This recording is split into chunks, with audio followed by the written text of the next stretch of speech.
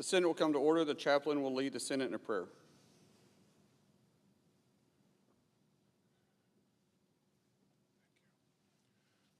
Let us pray.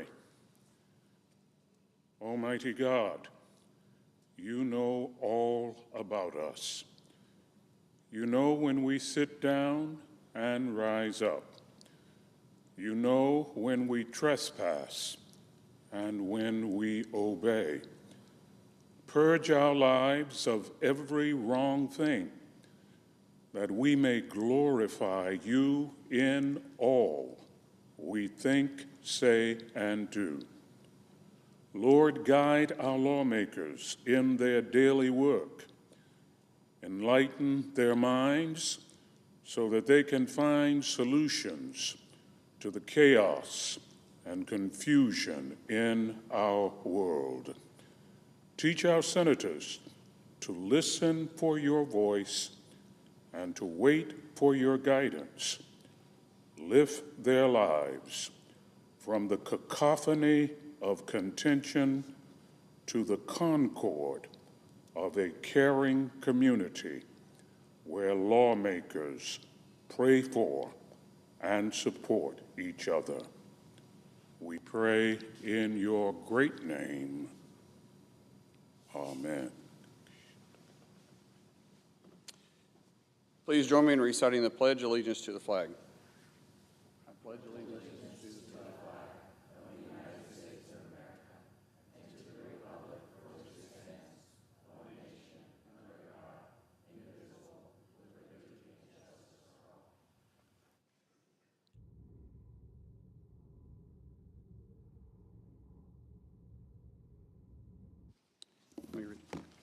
The clerk will read the communication to the Senate. Washington, D.C., July 24th, 2025, to the Senate. Under the provisions of Rule 1, Paragraph 3 of the Standing Rules of the Senate, I hereby appoint the Honorable Mark Wayne Mullen, a senator from the state of Oklahoma, to perform the duties of the chair. Signed, Chuck Grassley, President pro tempore. Under the previous leadership, time is reserved. Morning business is closed. Under the previous order, the Senate will proceed to executive session and resume consideration of the following nomination, which the clerk will report.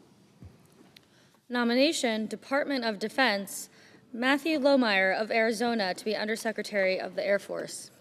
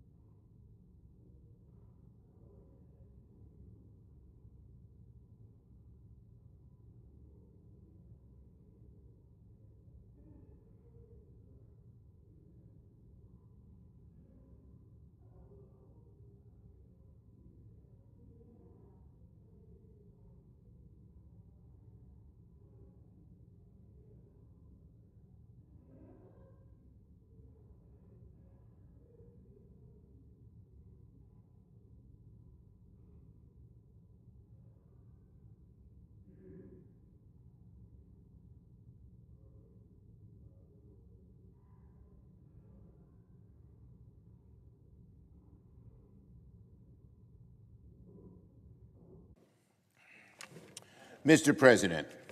I recognize the Democrat leader. Mr. President, today marks the first day of the House embarking on their Epstein recess. And already, the story Republicans hoped would quietly fade is growing louder by the hour. Just yesterday, the Wall Street Journal reported that Attorney General Pam Bondi and the Department of Justice informed President Trump back in May that his name appears multiple times in the Epstein files. Let me remind my colleagues, only last week, Donald Trump told a reporter that Attorney General Bondi never told him his name was in those files. Now we know that this was a lie, plain and simple, a red-faced lie. And this revelation raises not just serious questions about President Trump, but about Attorney General Bondi herself. Bondi has proven to do all of Trump's bidding. No matter what way you slice it, General Bondi lied to the American people. She told us we'd see the report. She told us it's on her desk. Then we're told there's no report. So you can understand the deep skepticism Americans have when they hear that today, Bondi's personal prosecutors, yes, the very ones under her direction, are preparing to interview Ghislaine Maxwell, Jeffrey Epstein's longtime accomplice behind closed doors in Florida. Let me repeat, under no circumstances should anyone from Donald Trump's Department of Justice be allowed to privately interview Ghislaine Maxwell. The conflict of interest just stares you in the face, and it's unacceptable. If you've been following this saga, and given how the White House and Speaker Johnson have so mishandled it, and who hasn't been following it, you know exactly why this moment is so dangerous. There is every reason to fear that Donald Trump could offer Ghislaine Maxwell a pardon in exchange for silence, or even worse, phony exoneration. Let me be clear. Trump is sending his personal lawyer, Todd Blanche, to try and execute a corrupt cover-up, potentially offering leniency to a woman who also abused the victims. Enough. Enough. Enough with the hiding. Enough with the excuses, and enough with the cover-up. The American people deserve transparency. They deserve answers. And there are massive questions here, not just for the president, but for the vice president, the attorney general, the FBI director, and Republican leaders in Congress. What's in the files? When did they learn about it? And how long have they been misleading the American people? So today, on the heels of Speaker Johnson fleeing town to avoid accountability and following this damning report from the Wall Street Journal, I am calling on the administration to provide a closed-door briefing to all senators on the Epstein files. The Senate deserves to hear directly from senior administration officials about Donald Trump's name appearing in these files and the complete lack of transparency shown to date. Let me say it again. Donald Trump can't play ignorant anymore. He was caught red-handed in a lie, as were his lackeys. He reportedly knew for months that his name was in the Epstein files. He lied about it to the press. And now the truth is coming out. Over the past few weeks, Trump has tried to change the subject, throwing out wild accusations, attacking his critics, and calling the files a hoax run by Democrats. He's blamed foolish and stupid Republicans for taking it seriously. He even scolded the American people for caring too much. Well, we now all know why he was so desperate to make it all disappear. Because whenever Donald Trump points a finger, it's because he knows he's guilty of what he's accusing everyone else of. That's his MO.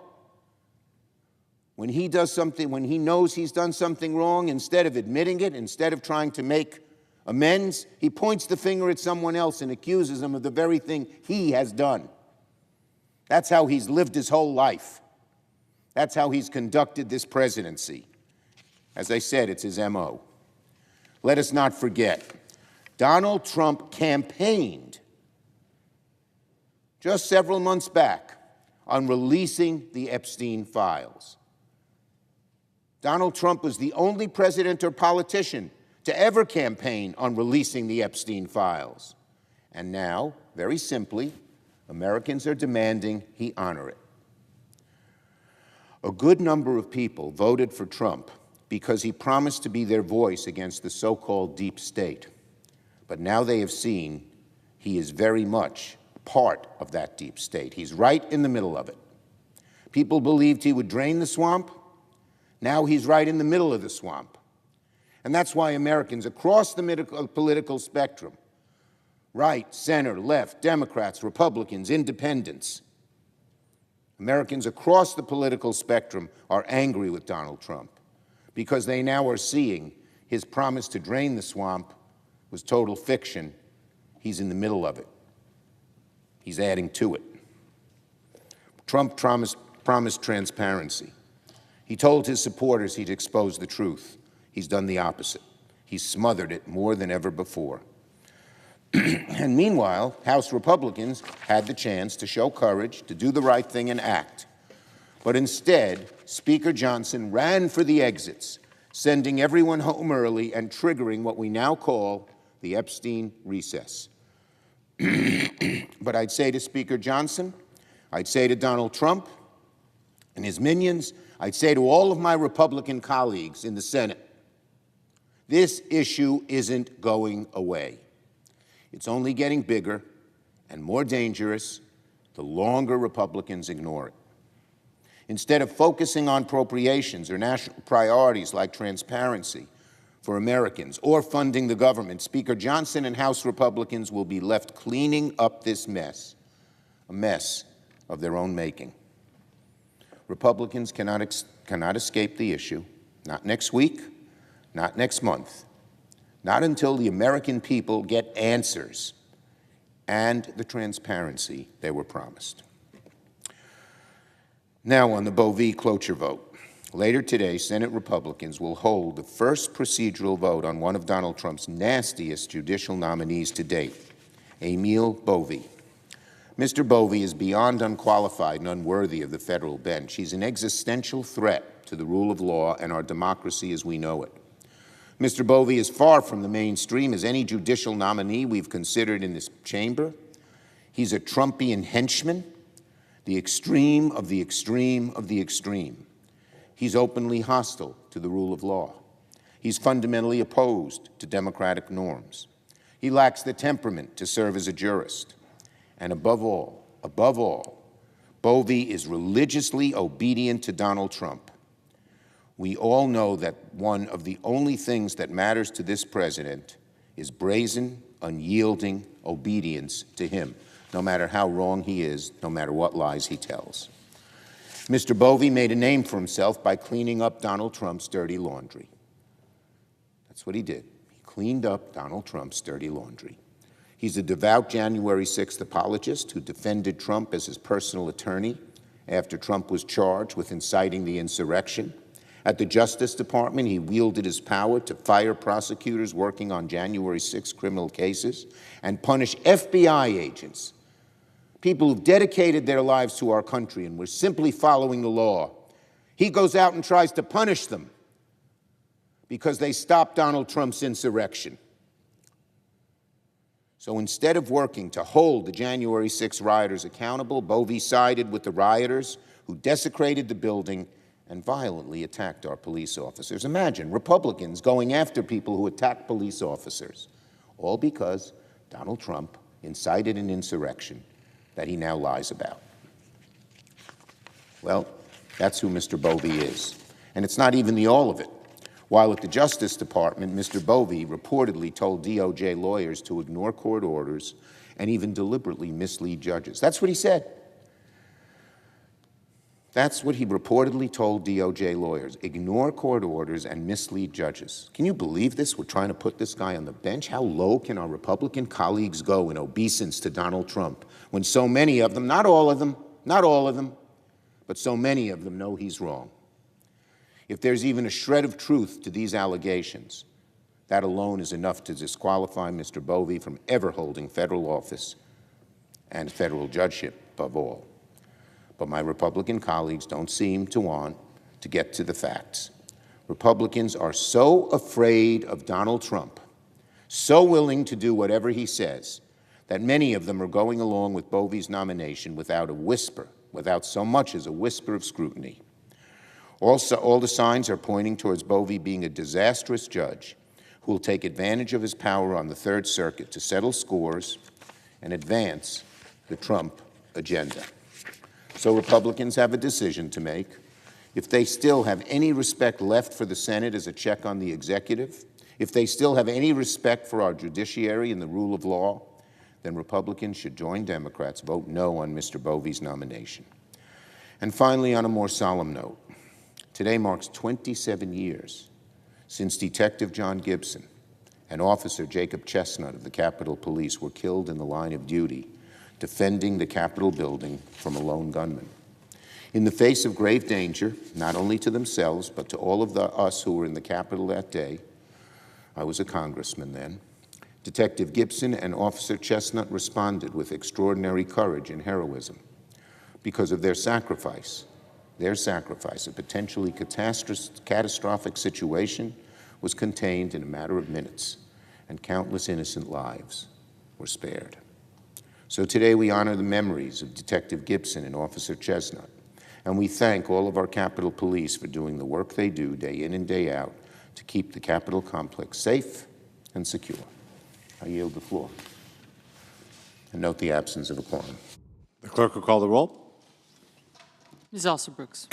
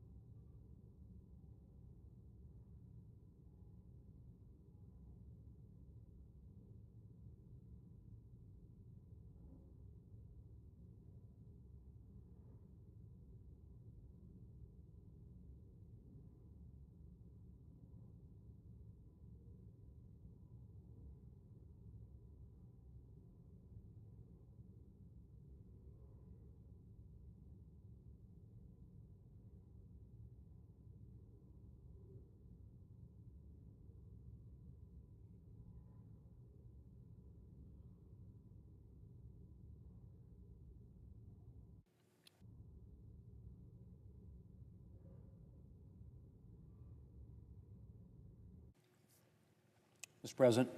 I recognize the Majority Leader. Thank you, Mr. President. Mr. President, I ask unanimous consent the quorum call be suspended. Without objection. Mr. President, the appropriations process is well underway here in the Senate. The Senate Appropriations Committee under Chair Collins has released 4 bipartisan appropriations bills. And this week, we're doing something a bit unusual.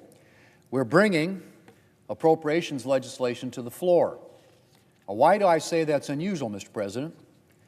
Well, because last year, despite the fact that the Senate Appropriations Committee approved 11 out of the 12 yearly appropriations bills with bipartisan support, the Democrat leader never brought a single one of those bills to the floor. Not one. And one of the things that I've been determined to do as leader is to restore us as much as possible to a regular order appropriations process, to have bills move through the committees and then come to the Senate floor for debate and amendment. And that's what we're doing this week. with consideration of the Military Construction and Veterans Affairs Appropriations Bill for fiscal year 2026. This legislation was approved by the Senate Appropriations Committee in a robustly bipartisan vote of 26-3. And I hope it will receive equally robust bipartisan support on the Senate floor. The MILCON VA Appropriations Bill provides critical funding for veterans' health care, veterans' benefits, and construction projects at military bases and installations around the globe. As a resident of a rural state, I'm particularly pleased by the bill's funding for telehealth services, as well as for the Office of Rural Health at the Department of Veterans Affairs. This funding will help reduce barriers to care for rural veterans, as will the bill's provision preventing the VA from closing hospitals, something that I work to include. I'm also pleased to see that the bill continues to fund modernization of veterans' health care records by providing funding to triple the number of VA sites that use electronic health records. And on the military construction front, I'm happy to announce that the bill contains funding for a number of key facilities for the new B-21 bomber, the future of our long-range bomber fleet, which will have its first home at Ellsworth Air Force Base in South Dakota. National Guard facilities in South Dakota, like National Guard facilities around the country, will also see funding for essential construction projects thanks to this legislation. Mr. President, considering the military construction VA bill on the floor is a big step in the right direction, appropriations-wise. And our work this week doesn't have to end there. As I said, the Appropriations Committee has reported a total of 4 appropriations bills so far. All of them have been bipartisan. And I know that the fiscal year 2026 agricultural appropriations bill is a major priority for all of us, Democrat or Republican, who live in states that depend upon agriculture. Whether it's funding for agricultural research programs, resources for the Animal and Plant Health Inspection Service, assistance to ranchers to comply with animal disease traceability requirements, the $223 million for the Agricultural Marketing Service to expand markets for American agricultural products, or resources for the Farm Service Agency to ensure that farmers have access to necessary capital, this year's agricultural appropriations bill will be a key resource for farmers and ranchers. Then there's the Commerce, Justice, Science Appropriations Bill, which, among other things, provides essential funding for federal law enforcement officers, as well as support for state and local law enforcement. And there's the fiscal year 2026 Legislative Branch Appropriations Act, which funds the work we do here in Washington for our constituents, and this year also adds additional funding to confront growing threats to member security. Mr. President, I'm very grateful to Chair Collins, Vice Chair Murray, and all of the members of the Senate Appropriations Committee for their work on these bills. And I hope that we'll be able to consider some of these alongside the MILCON VA appropriations bill this week and next. Mr. President, Democrats have indicated that they want a bipartisan appropriations process, and we are giving it to them. And I hope we will see bipartisan passage of appropriation bills on the Senate floor. It was disturbing to see the Democrat leader implicitly threatening to shut down the government in his July Dear Colleague letter.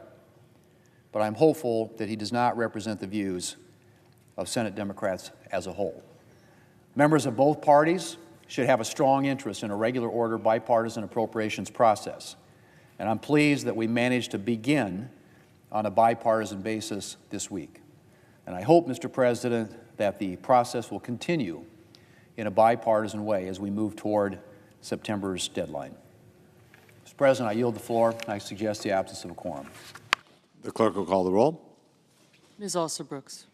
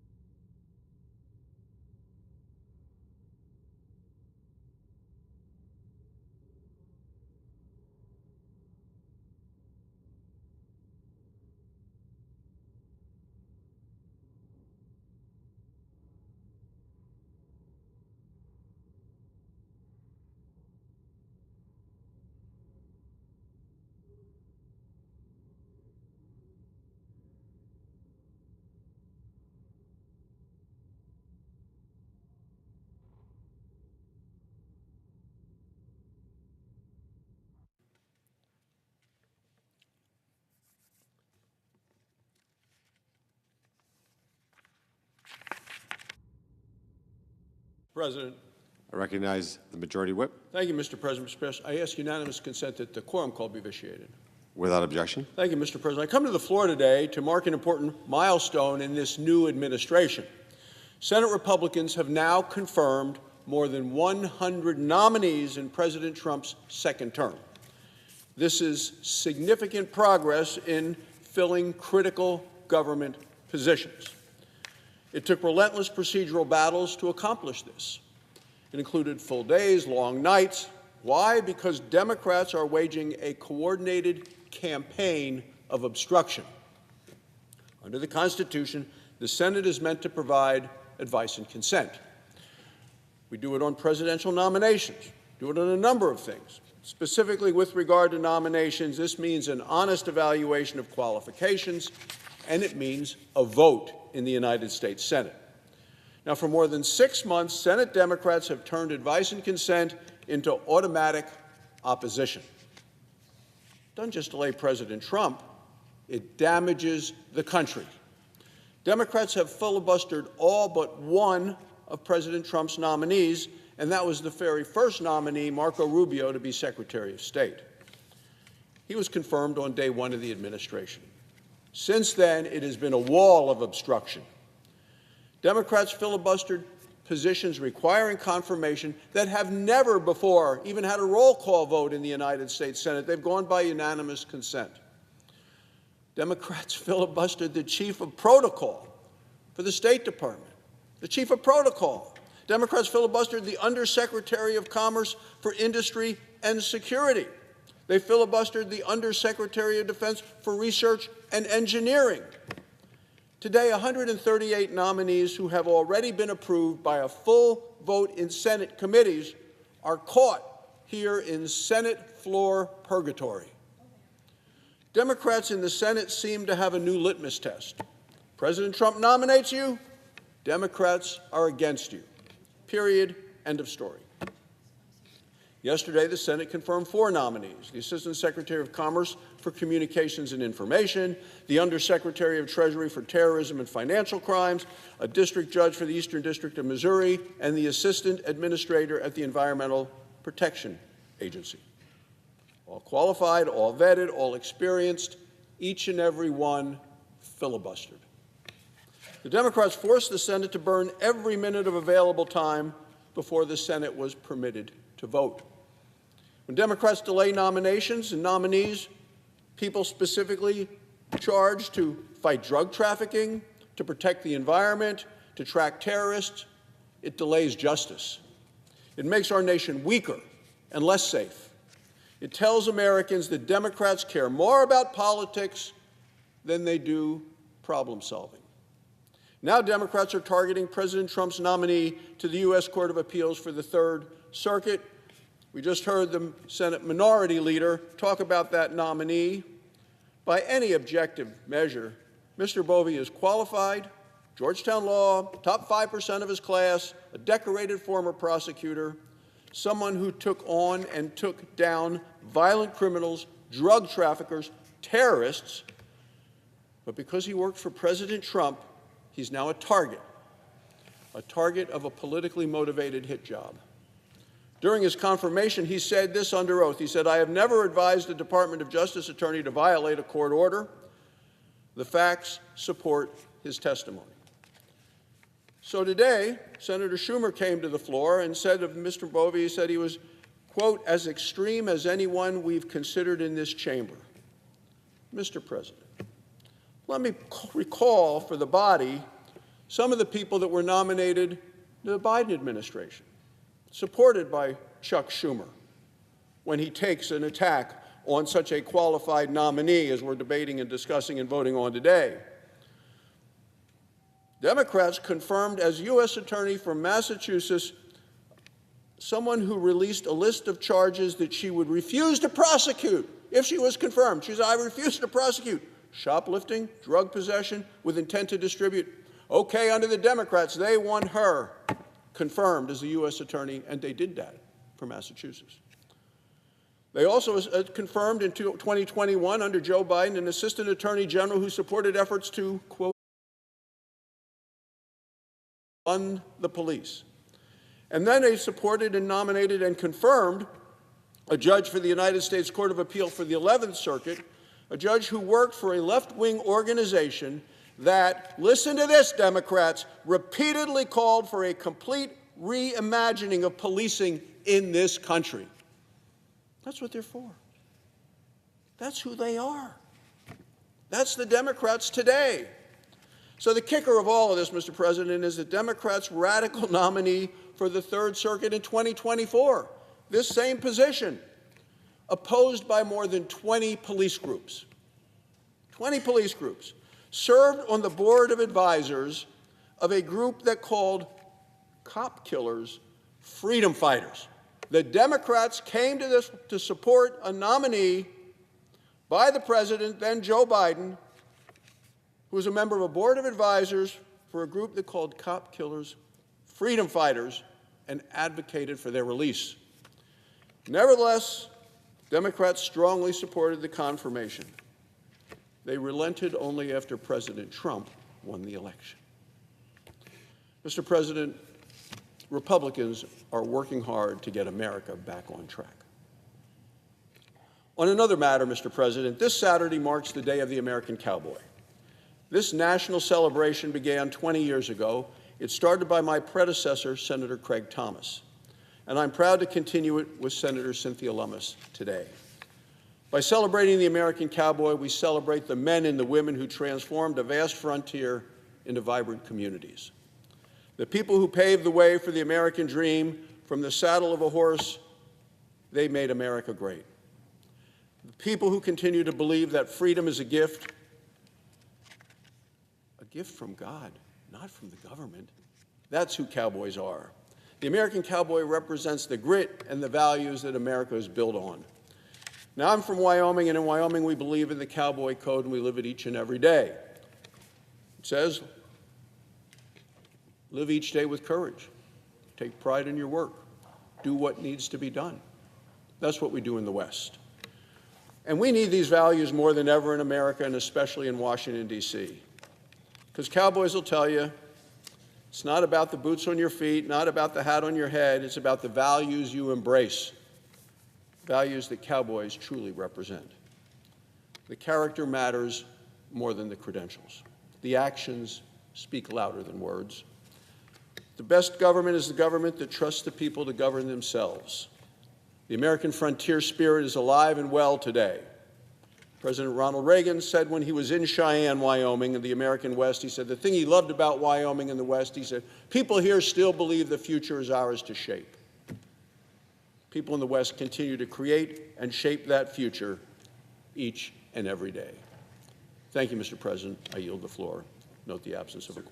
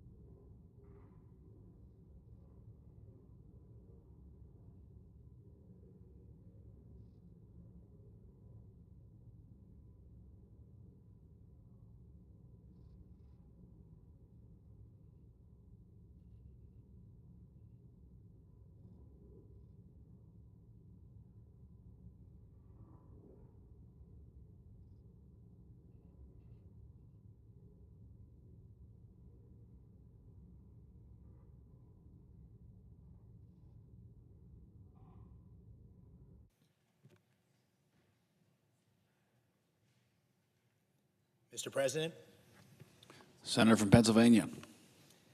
Mr. President, I'm honored to be here on the Senate floor for the first time. Each time I enter the Senate chamber, I'm humbled to walk in the footsteps of the Pennsylvanians who came before me, from Founding Father Robert Morris to Simon Cameron, from Joseph Clark to John Hines. It was the namesake of the Commonwealth, William Penn, who said, "Patience and diligence, like faith, remove mountains." And in my short time here in the Senate, I have found these words to be of comfort. At this moment, our circumstances and fellow countrymen require us to remove mountains, and to do so with great haste. I would also not be here today without the patience, love, and example of my parents, Jim and Mary Ann. I'm also so grateful for the love and encouragement and belief in me by my incredible wife, Dina, who is in the gallery today. She believed in me when few others did. And finally, Dina and I are both so grateful for the love and support of our amazing 6 daughters through 2 hard-fought campaigns. Mr. President, I chose to rise today for the first time because something miraculous happened last week in Pittsburgh, the city that Dina and I are proud to call our home. In the middle of the so-called Rust Belt, President Trump, members of the cabinet, the CEOs of the world's leading energy, technology, and investment companies, labor leaders, and political leaders from both parties came together at Carnegie Mellon University to commit over $90 billion in new investments. Investments that affirm Pennsylvania's central role at the crossroads of America's energy and AI revolutions. These projects, announced at the inaugural Pennsylvania Energy and Innovation Summit, will bring enormous benefits to communities across our great Commonwealth.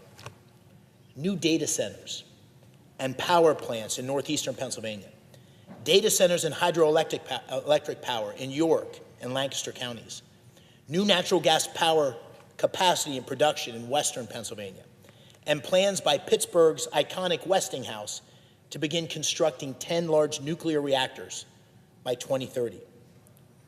Now, for Pennsylvania workers, this will result in tens of thousands of jobs for skilled labor, including electricians and welders, steam fitters, machinists, and countless other trades. And many, many more indirect jobs supporting these projects will come to Pennsylvania communities. And perhaps most important, the significant media focus on the summit allowed Pennsylvania to tell its unique and compelling story to the world. Now, last year, President Trump and I promised to make America energy dominant and to secure our nation's AI leadership and to create jobs and opportunity for working families in Pennsylvania and across America during our campaigns. And last Tuesday, it was clear to all that we are delivering on those promises.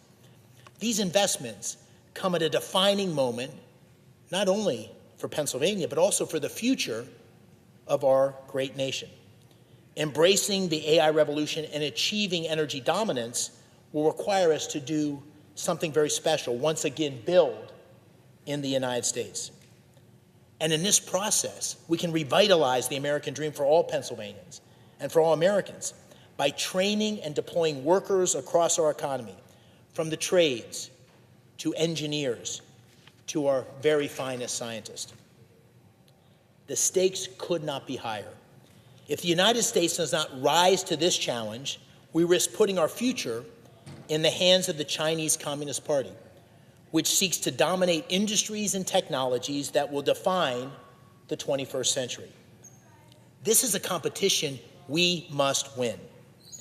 And it's a moment that demands leadership, sound policies, and yes, bipartisan cooperation to ensure our nation's prosperity. And that's what the summit in Pittsburgh was all about. Bringing together the president and his team together with many leaders who can seize this moment, who can chart a course forward to build the infrastructure, the talent, and the technology required to lead America's next chapter of growth and opportunity. Mr. President, I'll come back to the significance of the summit in a few minutes, but let me step back for a moment and describe the journey that has brought me here today. I'm a 7th-generation Pennsylvanian from Washington County. And I grew up in a small town called Bloomsburg. The majority leader visited in northeastern Pennsylvania. I spent my Friday nights on the wrestling mat in high school gyms from Shikellamy to Shikshinny, from Selinsgrove to Schuylkill. And I spent my summers baling hay and trimming Christmas trees with my high school buddies. Many of them are still close friends today. And this upbringing, like for so many generations of Pennsylvanians, it taught me the timeless lessons of toughness and hard work and resilience. My senior year in high school, I was nominated to the United States Military Academy at West Point, the first kid from Bloomsburg to attend the academy in decades.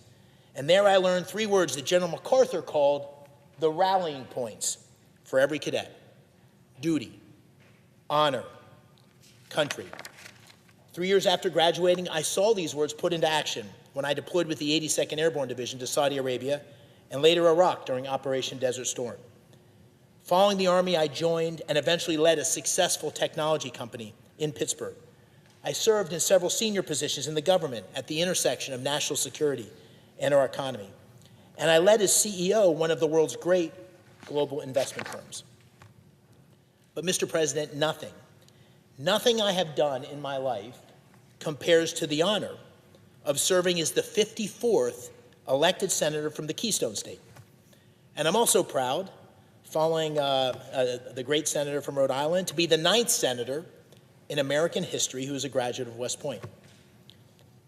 I decided to enter the political arena because America is a superpower in peril. I gave up a successful business career because I could see that despite the strength and the spirit of the American people, our future is threatened by a cycle of stagnation and disillusionment and decline. The American dream is out of reach for far too many families in Pennsylvania, and the Chinese Communist Party is actively subverting America's economic and military power. Breaking this cycle and focusing on the renewal of our nation is the only way forward. And I felt a calling to try to do my part in fulfilling this mission. During his campaign, President Trump uniquely grasped this challenge. He saw the struggling communities next to the shuttered steel mills along the Monongahela Valley on the outskirts of Pittsburgh. And he understood the devastation in small towns like Bloomsburg, where I grew up, 50 miles from Scranton. The McGee Carpet Mill once employed more than 2,000 workers, including the parents of many of my high school classmates. It now occupies a mere 200. Like the president, our fellow citizens saw thousands of brave men and women who fought for 2 decades in the endless wars in the Middle East. Too many returned home with broken bodies or troubled minds, like Michael Wargo of Lehighton, the son of Dina and my dear friends, Michael and Sally. They lost Michael to suicide years after he returned from a tour in Afghanistan. And I share their heartbreak, and I know many of you do too, and the disbelief that 18 veterans a day still take their own lives, every single day. Finally, we all saw the wide open southern border, bringing millions of illegal immigrants into our towns and cities, and violent crime and deadly fentanyl in our communities. More than 4,000 Pennsylvanians lose a loved one every year to a fentanyl overdose. One of those families is that of my good friend, Blair County Sheriff Jim Ott, who lost his 33-year-old son, Josh, to the scourge of fentanyl. Mr. President, last year I heard these concerns over and over and over again from my fellow Pennsylvanians in hundreds of campaign stops I made across the Commonwealth. And in November, the people spoke. Pennsylvania voters gave President Trump and me a mandate for change. They wanted a dramatic turnaround from 4 years of open border policies, soaring prices caused by reckless spending, and weak leadership on the world stage that emboldened China, Russia, and Iran. And after only 6 months, Mr. President, the results speak for themselves. President Trump, with the support of this Congress, has made enormous progress. Illegal border crossings are at a record low, with more resources on the way. The One Big Beautiful Bill just delivered and made permanent the largest tax cut in history for working families. And U.S. economic indicators across the board are getting better by the day. And we're making America safer. We're rebuilding our military. President Trump ordered a flawless attack on Iran's nuclear enrichment facility so the mullahs can never wield a nuclear weapon. And we are working together to end the Russia-Ukraine war while preserving Ukraine as a free and independent country. Mr. President, as a senator, my job is to deliver for the people of Pennsylvania, whether they voted for me or not. We're going to have some tough fights in this chamber, This year, we already have had many. But when I look back on my time serving the people of Pennsylvania, I want to be able to tell my children and my grandchildren that I worked with anyone, regardless of their party, who shares the goal of delivering results and much-needed change for Pennsylvania and our nation. And that's why I appreciate my collaboration with my colleague and friend, Pennsylvania Senior Senator John Fetterman. Despite our differences, we found a way to work together on critical issues, such as fighting anti-Semitism at home and abroad. In the months and years ahead, I hope to serve my constituents not only inside this chamber through legislation and hearings and votes, but also outside this chamber by using my platform, my voice, and my leadership to bring about meaningful change. And that's why I began today by talking about the Pennsylvania Energy and Innovation Summit. Our vision for the event came from a realization that Pennsylvania sits at the crossroads of America's energy and AI revolutions. Yet the key political, business, and labor leaders had never actually been brought together in one place to make things happen. I highlight the summit not because it's the answer to all of the problems we face, but because it exemplifies the key ingredients that I believe we need as a country at this unique moment. This moment demands bold, innovative leadership across the political spectrum to build coalitions, unique coalitions required to tackle these challenges. This moment demands a willingness to discard conventional wisdom to improve the lives of our fellow countrymen. This moment demands embracing partnerships between our nation's public institutions and the private sector, where much of the innovation that is required is taking place. And this moment demands urgency, moving at the speed that's necessary to overcome the obstacles facing working families each and every day that we all hear about when we're home in our states. Mr. President, I have the privilege, the true privilege of representing the birthplace of our nation during its 250th year. But the Keystone State's special place in American history extends far beyond our nation's birth. In the summer of 1787, Philadelphia gave our young nation new life at the Constitutional Convention. As Benjamin Franklin emerged from the convention, he famously said, "The United States would be a republic if we can keep it." More than 100 miles to the west at Gettysburg, almost 100 years later, the Civil War put Franklin's warning to the test. On that hallowed ground, Abraham Lincoln told his audience to be dedicated to the great task remaining before us. That task, of course, being the preservation of our Union. Our nation's history and Pennsylvania's history are full of such significant milestones. And today we face another make or break moment for America's future. I've seen our country at its best, as many of you have, from the brave men with whom I served in Iraq, to the shopkeepers, the storekeepers along the streets of vibrant small Pennsylvania towns, to the farmers whose plowed fields dot our Commonwealth's beautiful landscape, beautiful countryside. And I've witnessed firsthand our uniquely American ability to get to the edge of the cliff and to pull ourselves back in times and moments of national peril. We can do it again. A bright future can and should be ours, but it depends on what we do next. We must confront the difficult task ahead while staying true to the values and ideals that have made America the last best hope of man on earth. And what I can say with certainty today, Mr. President, standing in this esteemed chamber with so many friends, is that this senator and the Commonwealth of Pennsylvania can be counted on to do our part. Thank you, Mr. President. I yield the floor.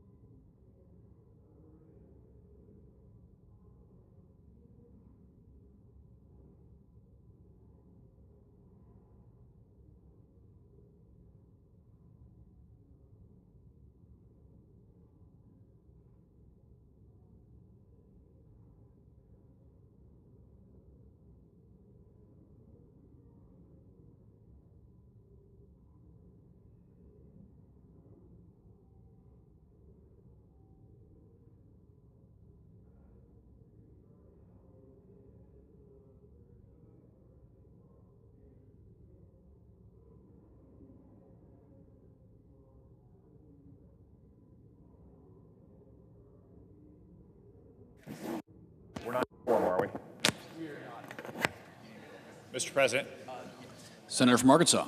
I ask unanimous consent that the previously scheduled roll call vote begin immediately. Without objection. Question occurs on the nomination. Is there a second? There appears to be. Clerk will call the roll.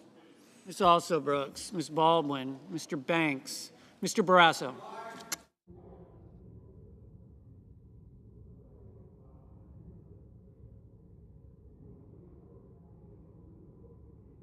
Mr. Bennett.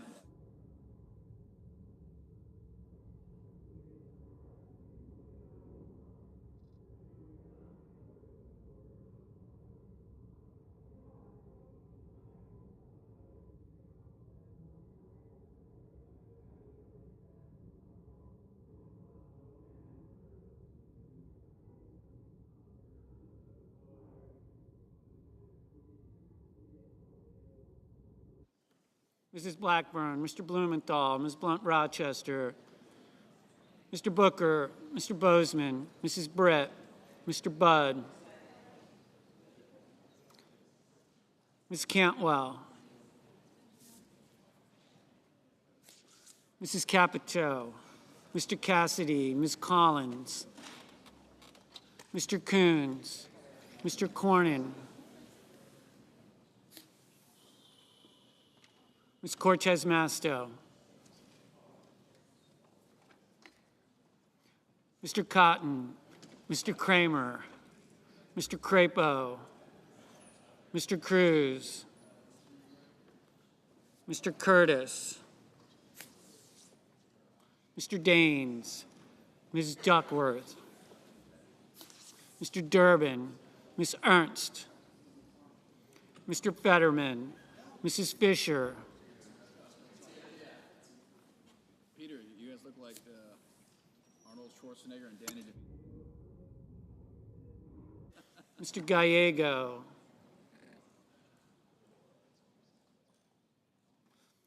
Mrs. Gillibrand, Mr. Graham, Mr. Grassley, Good comments on the Mr. Haggerty, Ms. Hassan, Mr. Hawley, Mr. Heinrich, Mr. Hickenlooper,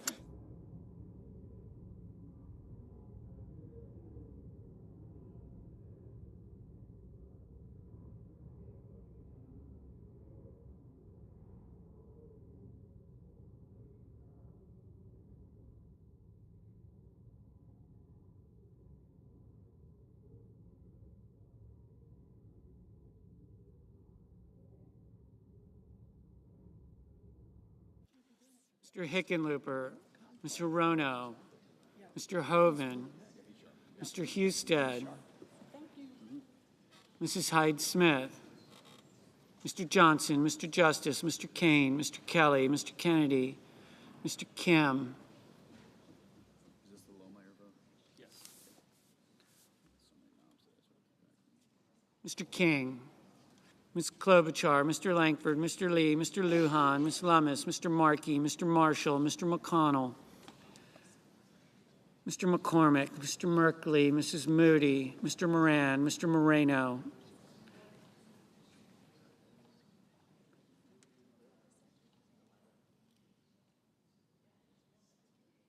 Mr. Mullen.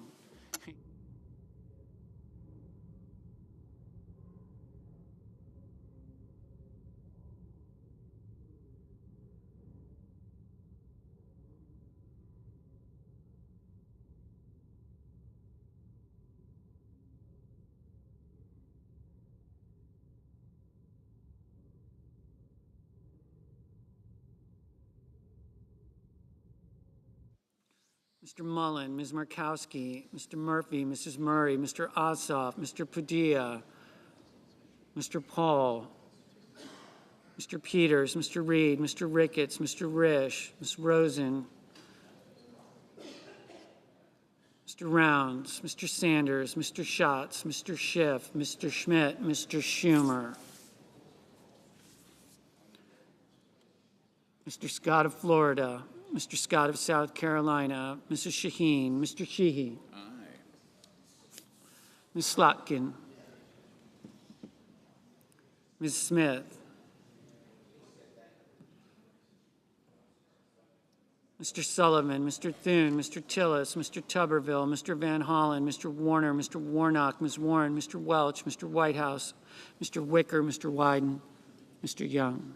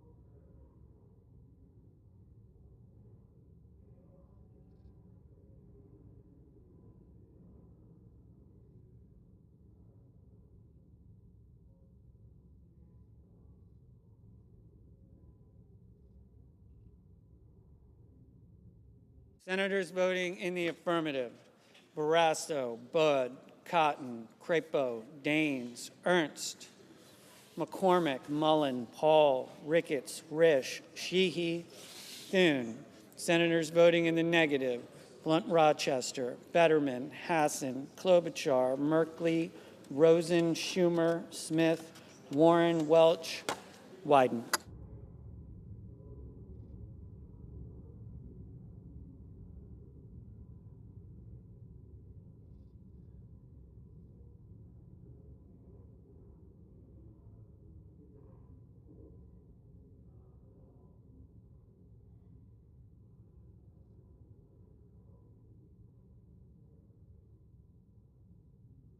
Mr.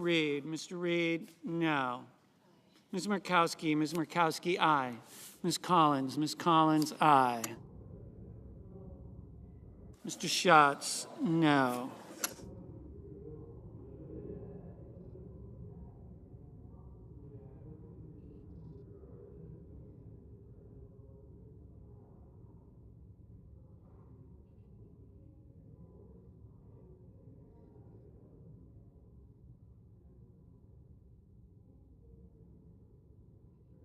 Mr. Scott of Florida, aye. Mr. Murphy, no.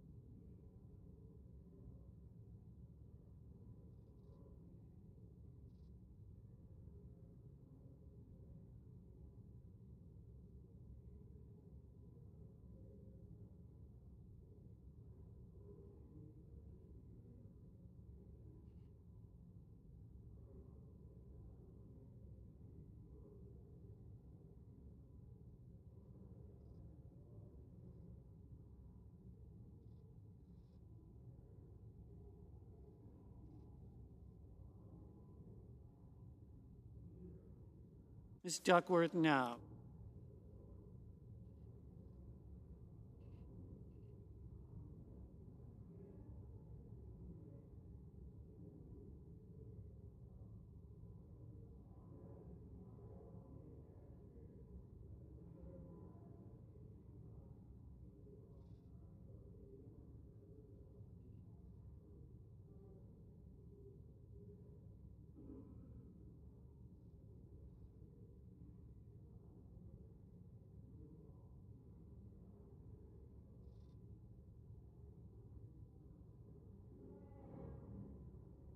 Mrs. Gillibrand, no.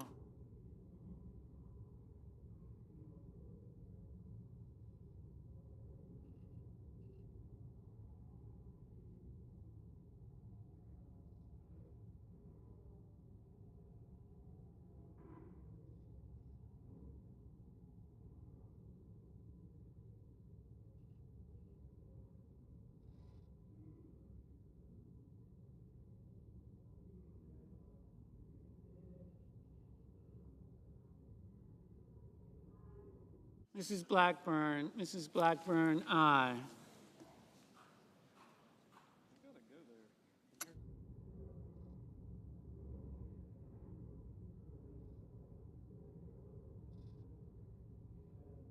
Mr. Moreno, aye.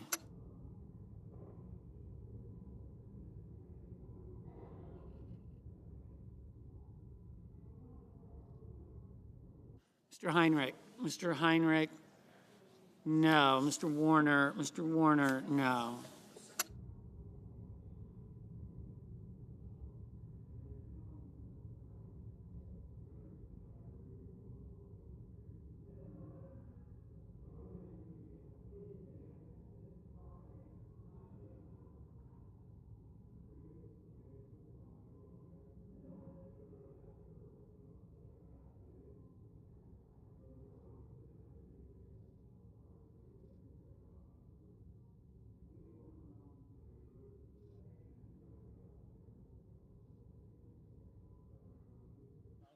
Mr. Rounds, aye. Mr. Kennedy, aye.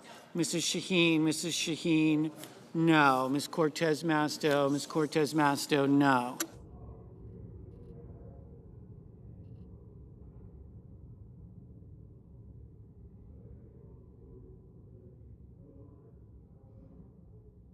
Mr. Lujan, no.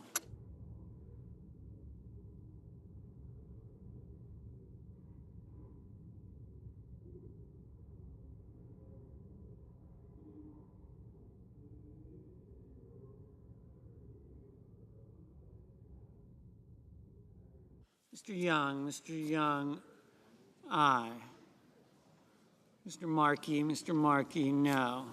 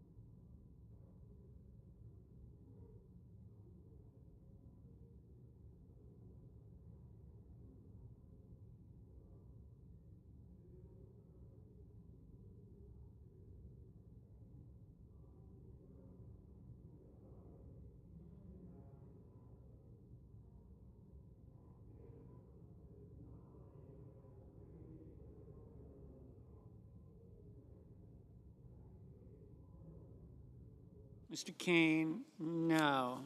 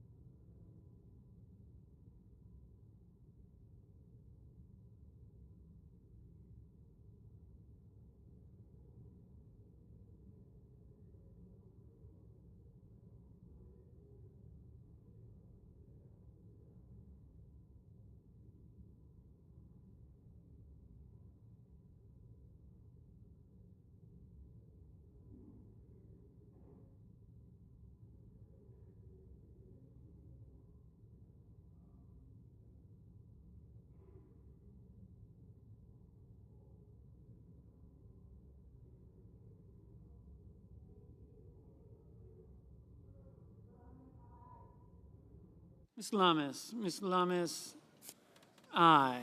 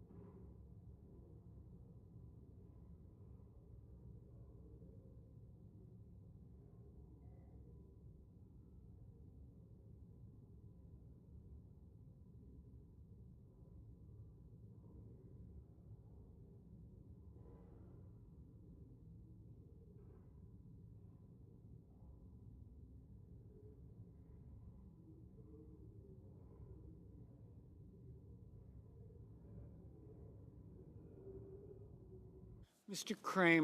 Kramer, aye.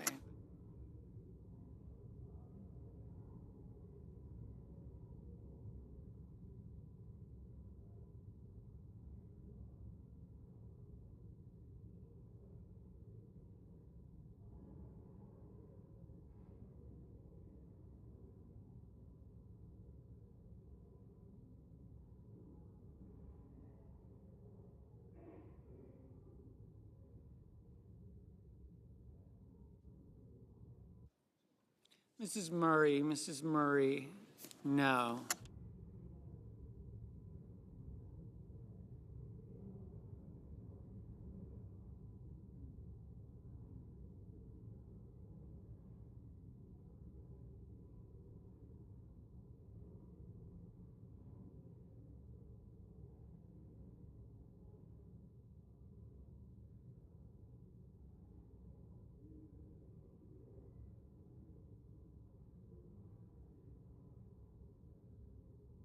Mr. Peters, no.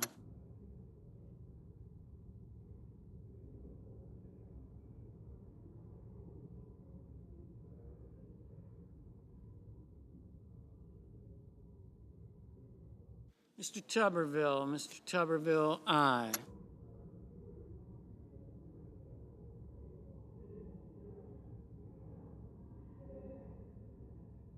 Mr. Hickenlooper,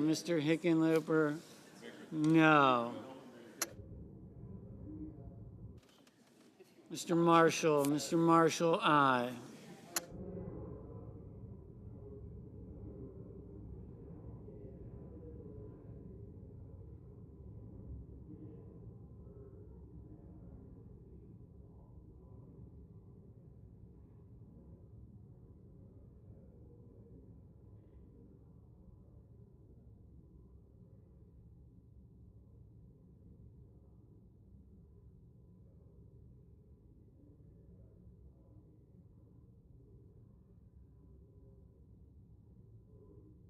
Mr.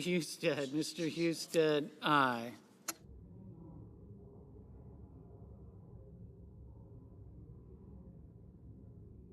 Mr. Cassidy, aye.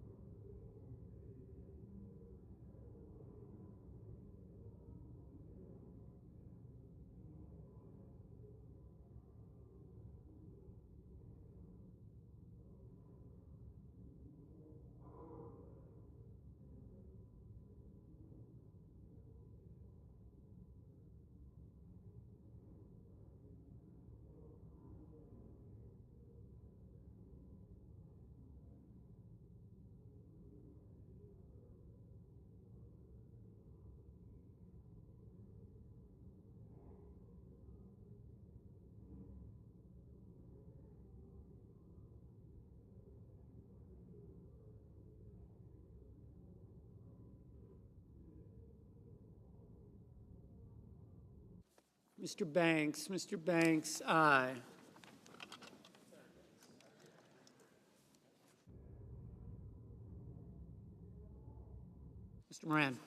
Mr. Moran, aye. Ms. Cantwell, no.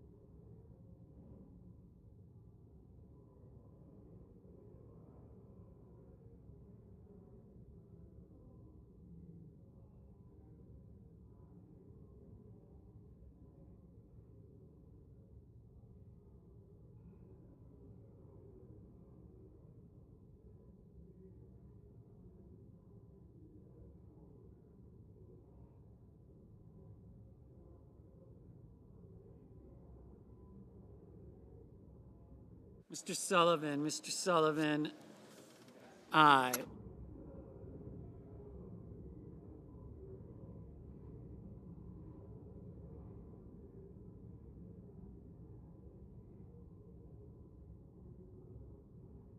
Mr. Sanders, no. Mr. Warnock, no.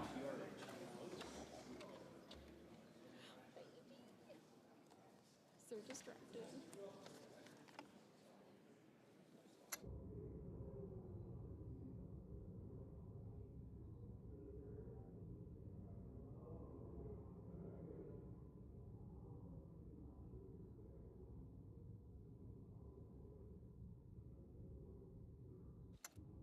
Mr. Gallego, no.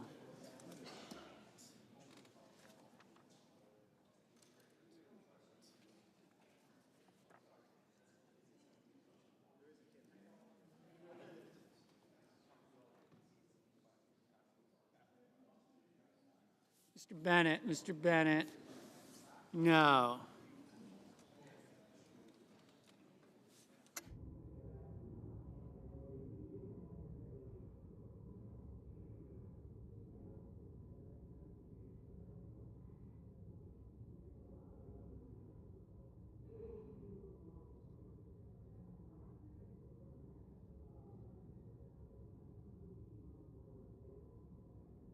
Mr. King, no. Mrs. Moody, aye. Mr. Bozeman, aye.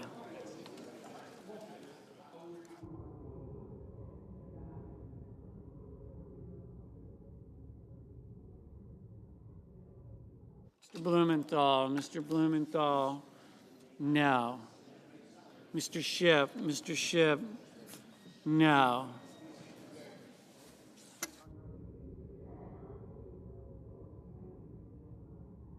Mr. Lee, aye.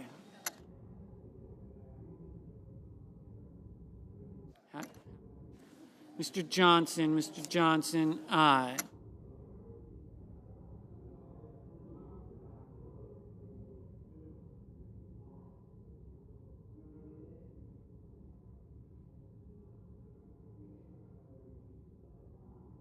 Mr. Wicker, aye. Mr. Durbin, no. Ms. Hirono, no.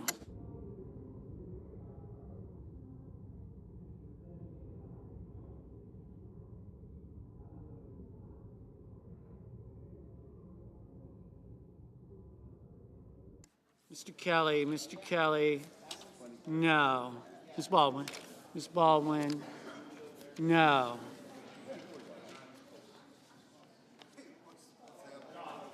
Mr. Booker, no. Mr. Schmidt, aye. Mr. Padilla, no.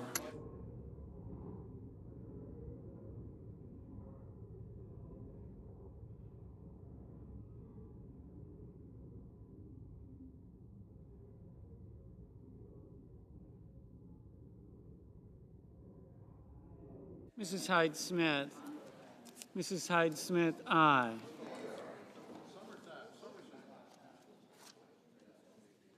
Mr. Cornyn, aye.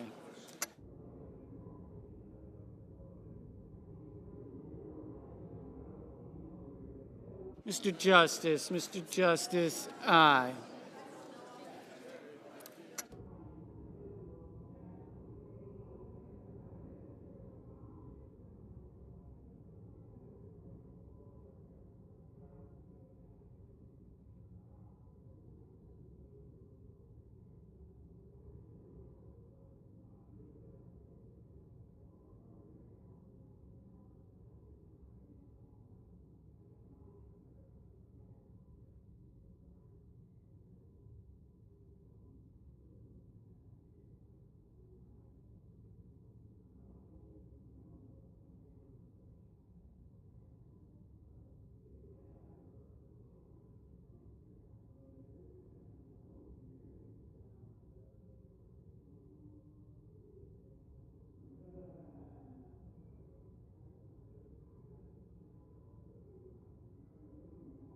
Mr. Whitehouse, no.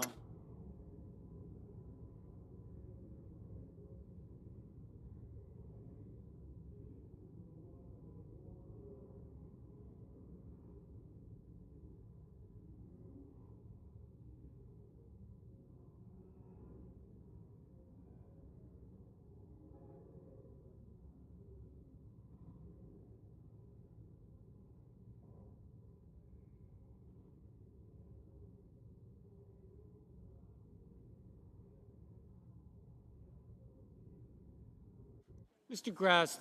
Grassley, aye. Mr. Haggerty, aye. Miss, I've got,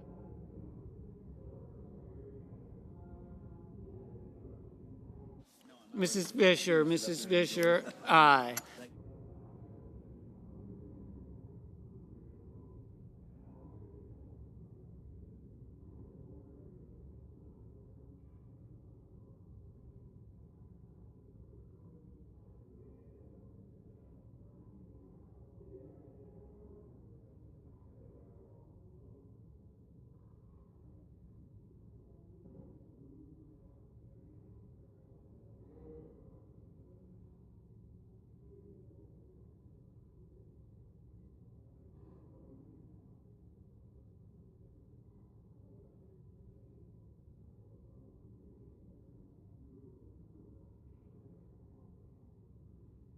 Mr. Langford, aye. Mr. Ossoff, no.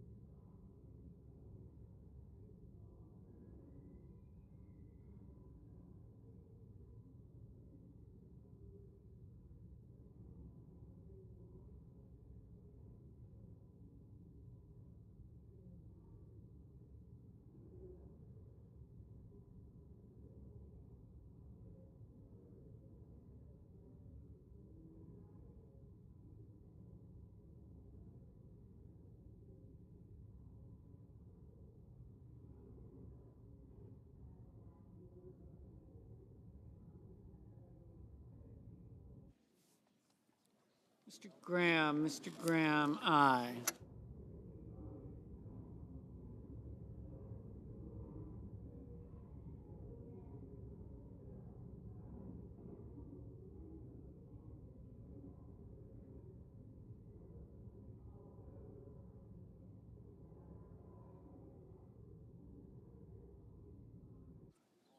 Mrs. Capito, aye.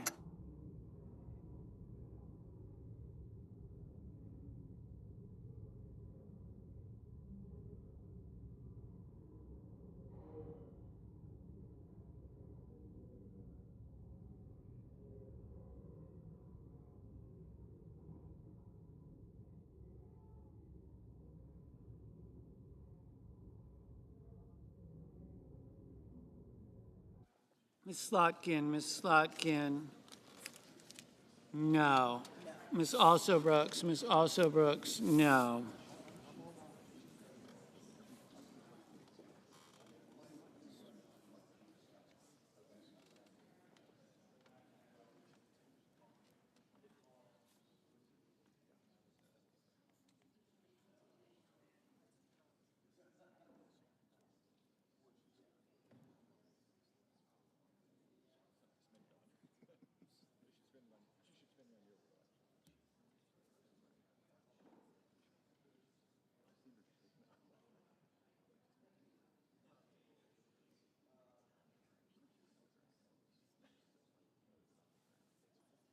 Mr. Cruz, aye.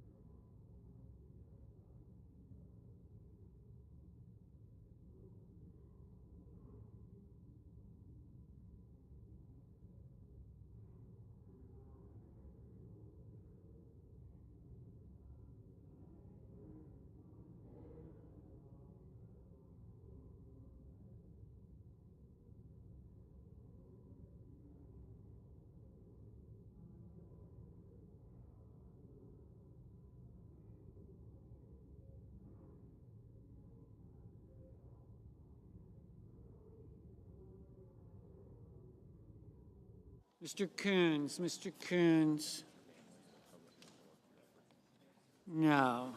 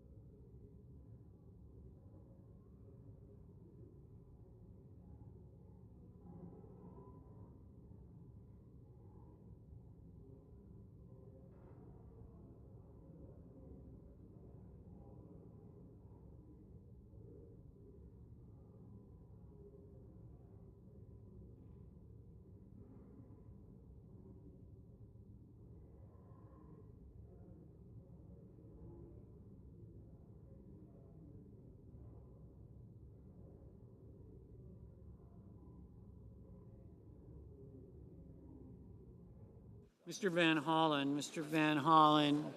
No.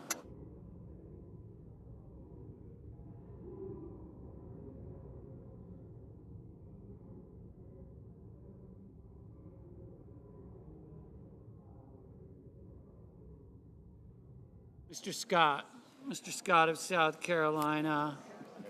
Aye. Mr. McConnell, Mr. McConnell. Aye.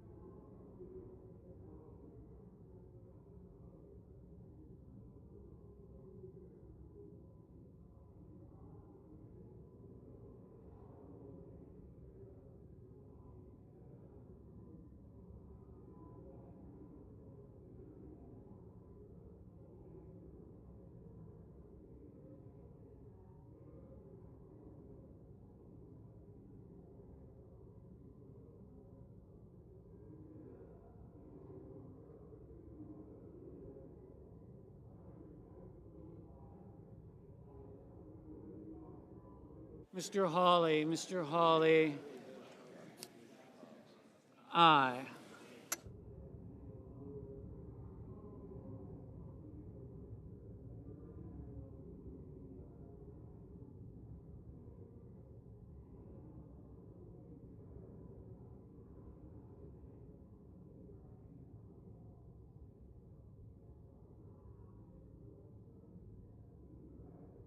Mr. Tillis, Mr. Tillis.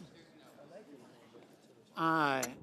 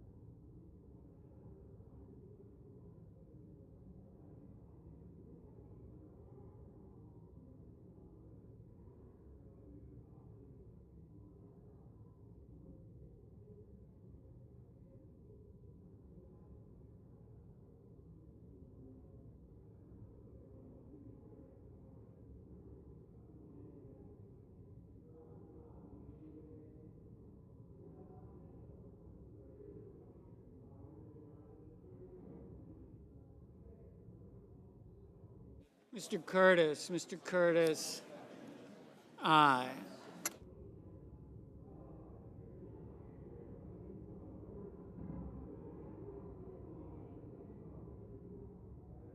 Mr. Hoven, aye.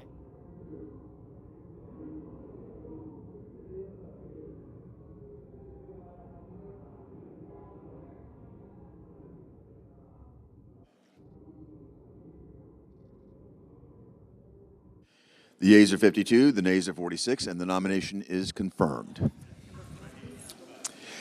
Under the previous order, the motion to reconsider is considered, made, and laid upon the table, and the President will be immediately notified of the Senate's actions. The clerk will report the motion to invoke cloture. Cloture motion. We, the undersigned senators, in accordance with the provisions of Rule 22 of the Standing Rules of the Senate, do hereby move to bring to a close debate on the nomination of Richard Topping of Ohio to be Chief Financial Officer, Department of Veterans Affairs, signed by 17 senators. Under the previous order, the mandatory quorum call under Rule 22 has been waived. The question is it the sense of the Senate that debate on the nomination of Richard Topping of Ohio to be Chief Financial Officer, Department of Veterans Affairs, shall be brought to close? The yeas and nays are mandatory under the rule. The clerk will call the roll. Ms. Alsobrooks, Ms. Baldwin, Mr. Banks,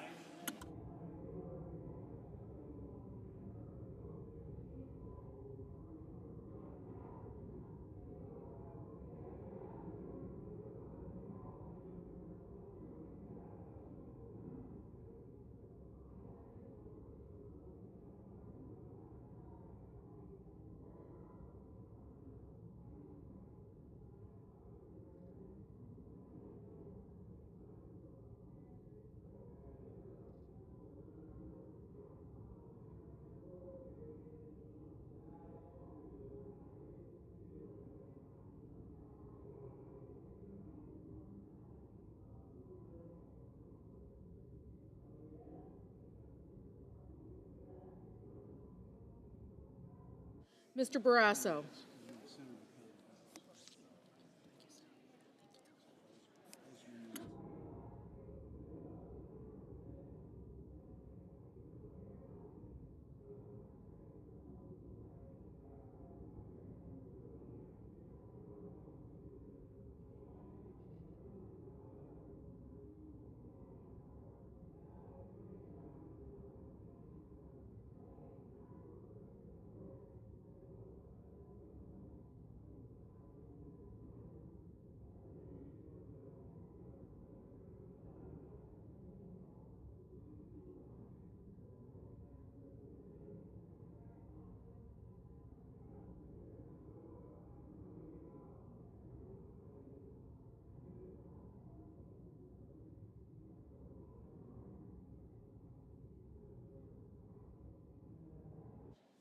Mr. Barrasso, Mr. Bennett, Mrs. Blackburn, Mr. Blumenthal, Ms. Blunt-Rochester, Mr. Booker, Mr. Bozeman, Mrs. Britt, Mr. Budd,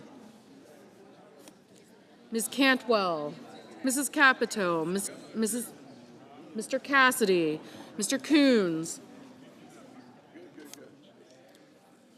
Mr. Cornyn, Ms. Cortez Masto,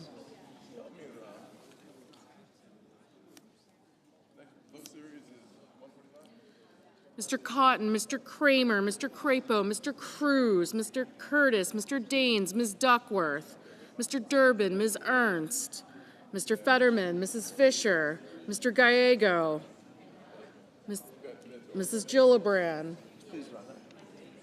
Mr. Graham, Mr. Grassley, Mr. Haggerty,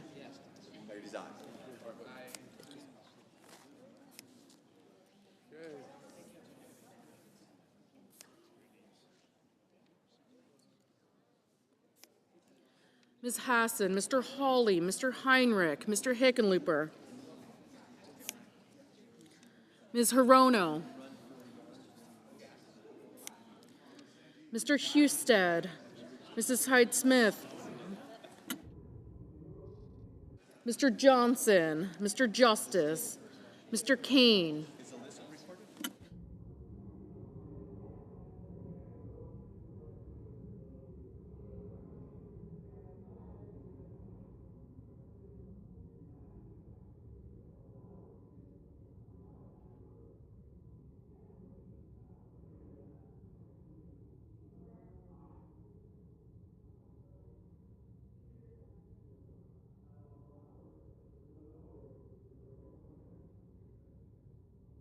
Ms. Hassan, Mr. Hawley, Mr. Heinrich, Mr. Hickenlooper, Ms. Hirono, Mr. Hoven, Mr. Husted, Mrs. Hyde-Smith, Mr. Johnson, Mr. Justice, Mr. Kane, Mr. Kelly, Mr. Kennedy, Mr. Kim, Mr. King, Ms. Klobuchar, Mr. Langford, Mr. Lee, Mr. Lujan, Ms. Lummis, Mr. Markey, Mr. Marshall, Mr. McConnell, Mr. McCormick, Mr. Merkley, Mrs. Moody, Mr. Moran, Mr. Marino, Ms. Murkowski, Mr. Murphy, Mrs. Murray, Mr. Ossoff, Mr. Padilla, Mr. Paul, Mr. Peters, Mr. Reed, Mr. Ricketts, Mr. Risch, Ms. Rosen, Mr. Rounds, Mr. Sanders, Mr. Schatz, Mr. Schiff,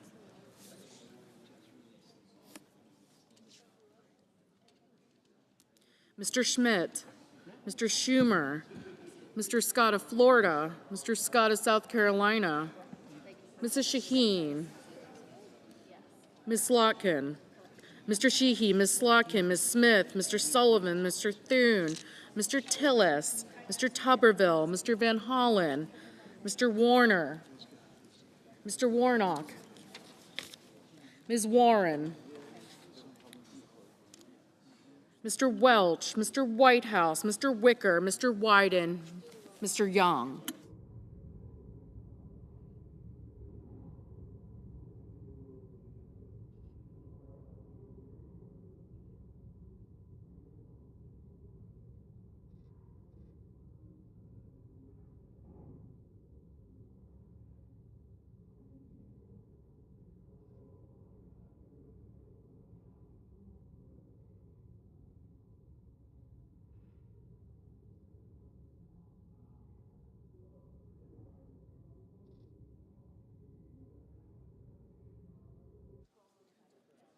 Senators voting in the affirmative: Banks, Bozeman, Budd, Capito, Cassidy, Cornyn, Cotton, Cruz, Curtis, Ernst, Fisher, Graham, Grassley, Haggerty, Hawley, Husted, Justice, Kennedy, Lummis, Marshall, McConnell, Moody, Moran, Marino, Mullen, Murkowski, Scott of South Carolina, Sheehy, Tillis, and Tuberville. Senators voting in the negative: also Brooks, Baldwin, Bennett, Blumenthal, Coons, Duckworth, Gallego, Hassan, Heinrich, Kane, King, Lujan, Merkley, Murray, Ossoff, Padilla, Peters, Reed, Rosen, Sanders, Schatz, Schiff, Schumer, Slotkin, Van Hollen, Warner, Whitehouse, and Wyden. Ms. Collins, aye.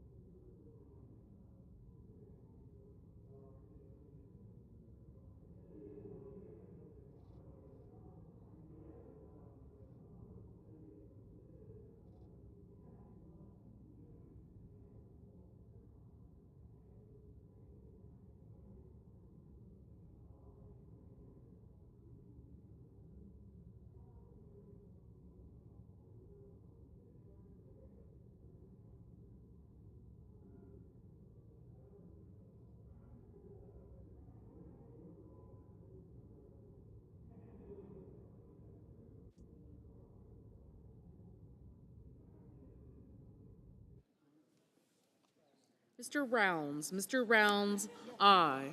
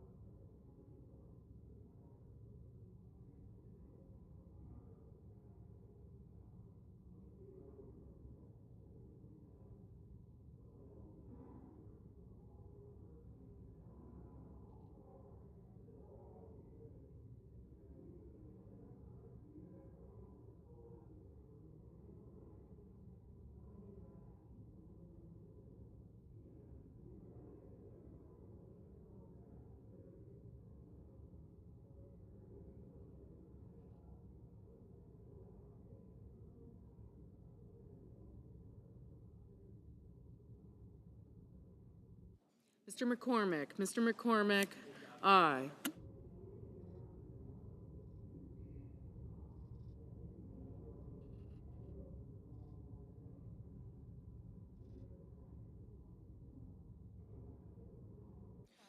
Mr. Langford. Mr. Langford, aye.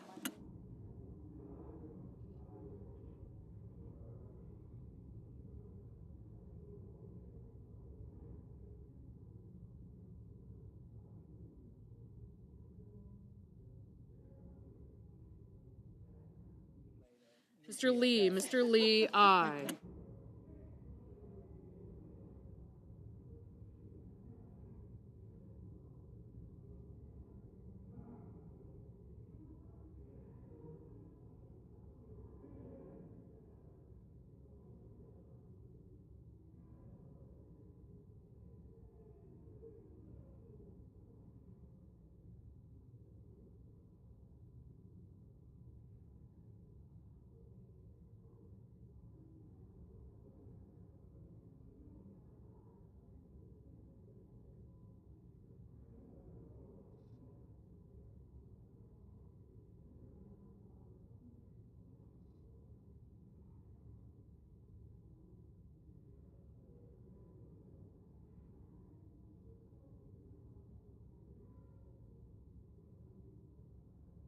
Mr. Daines. Mr. Daines, aye.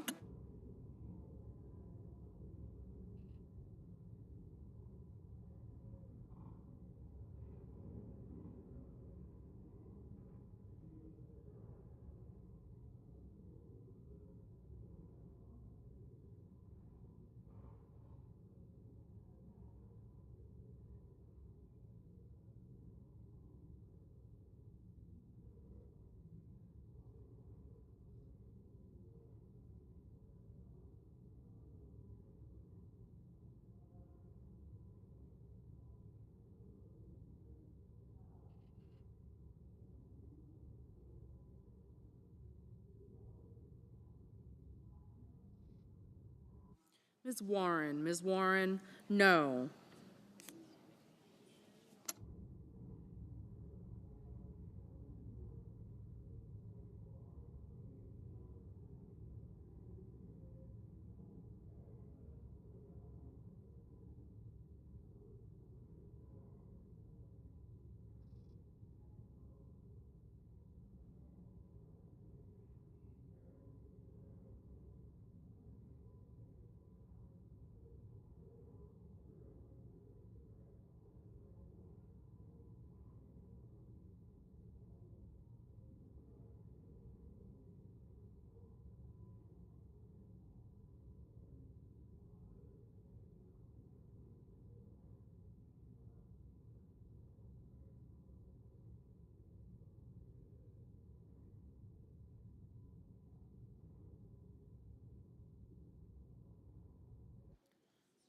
Mr. Hoven. Mr. Hoven, aye.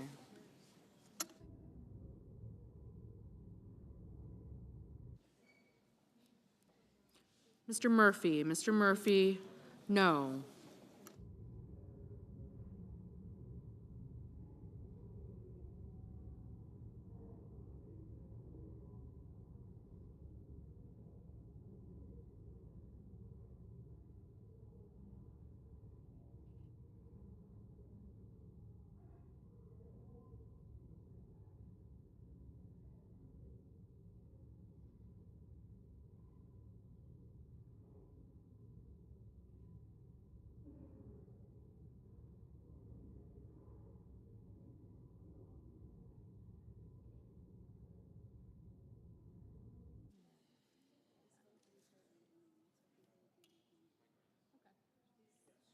Mr. Paul. Mr. Paul, aye. Mr. Fetterman. Mr. Fetterman, no.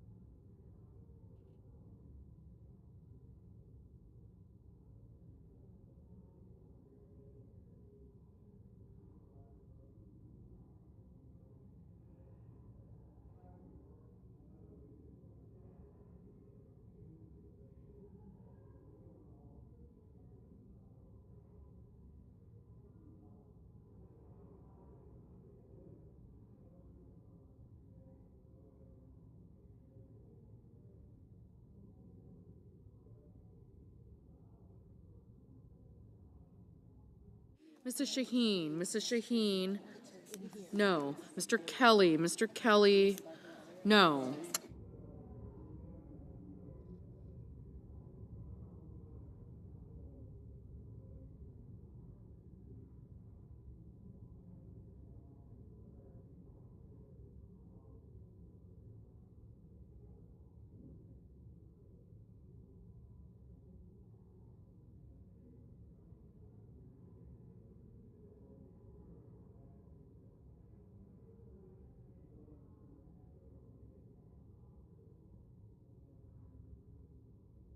Mr. Ricketts, aye.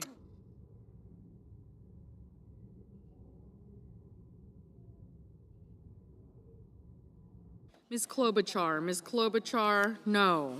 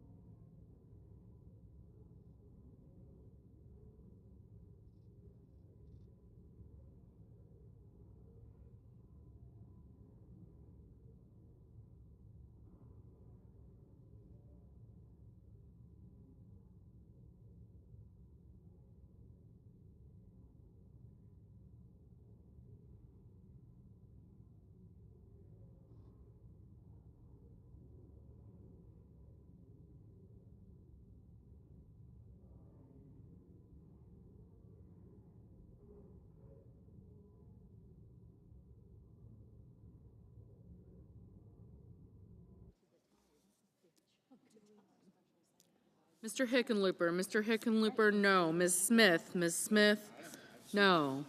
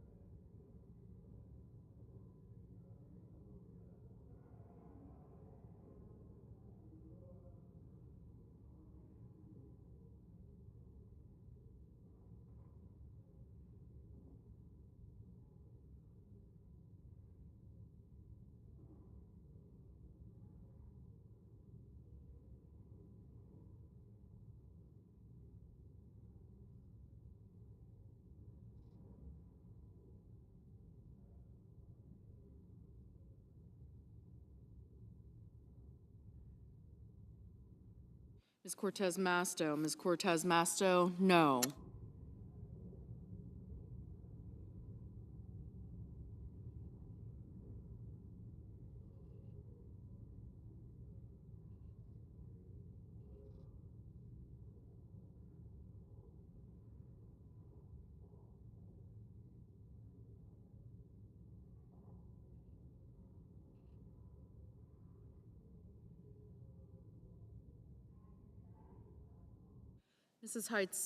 Mrs. Height Smith, aye.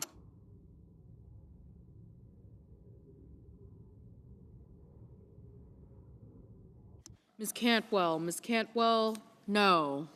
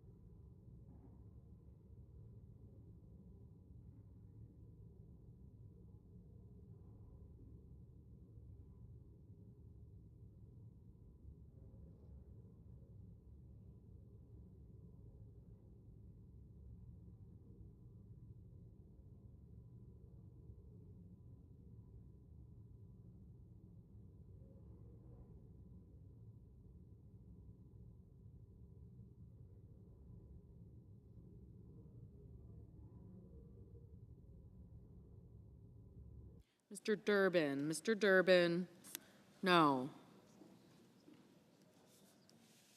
Mr. Welch, no. Mr. Risch, aye.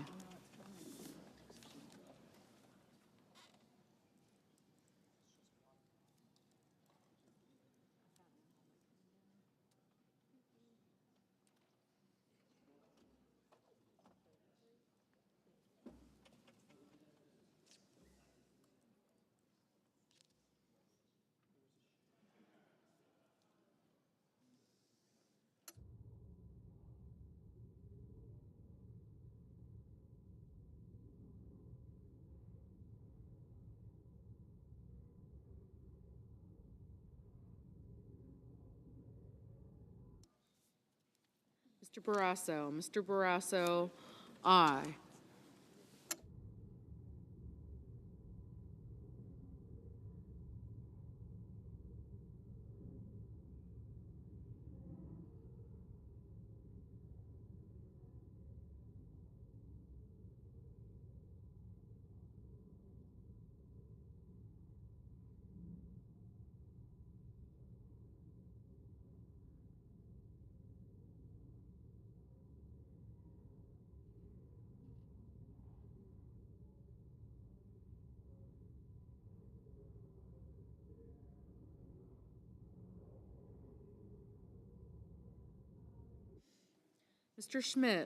Mr. Schmidt, aye.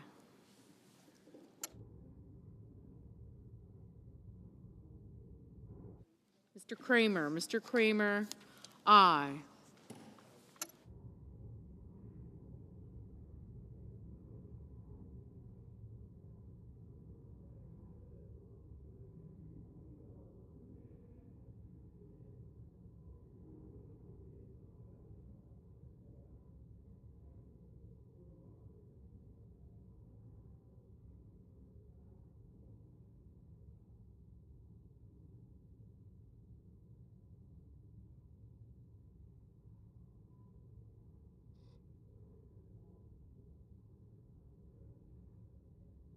Ms. Blunt Rochester, no.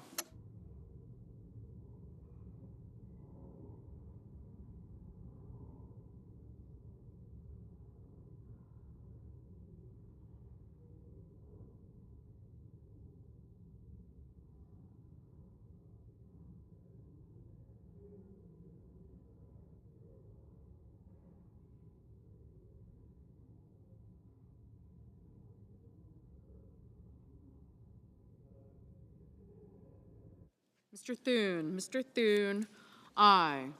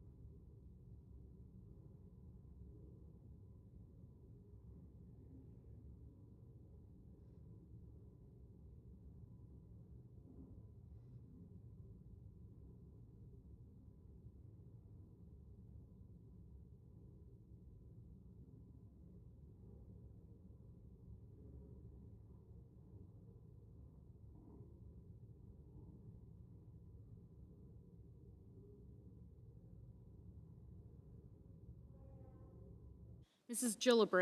Gillibrand, no.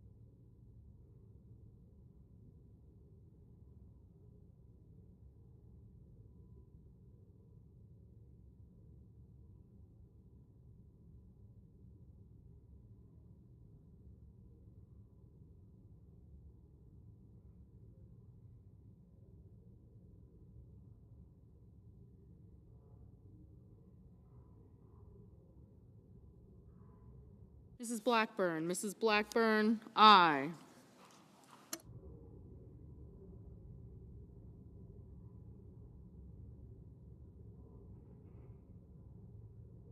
Mr. Scott of Florida, aye.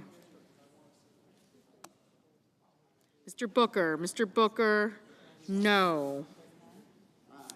Mr. Wicker, aye.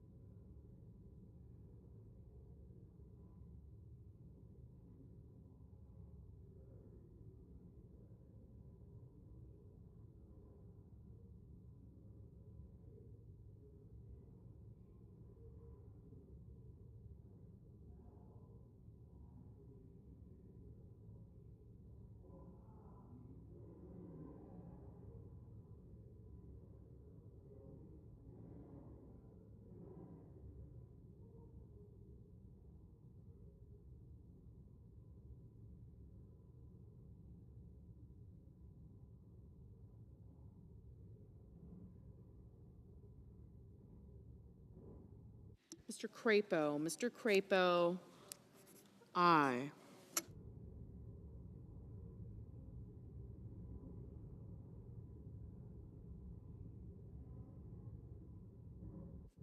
Mr. Markey, no.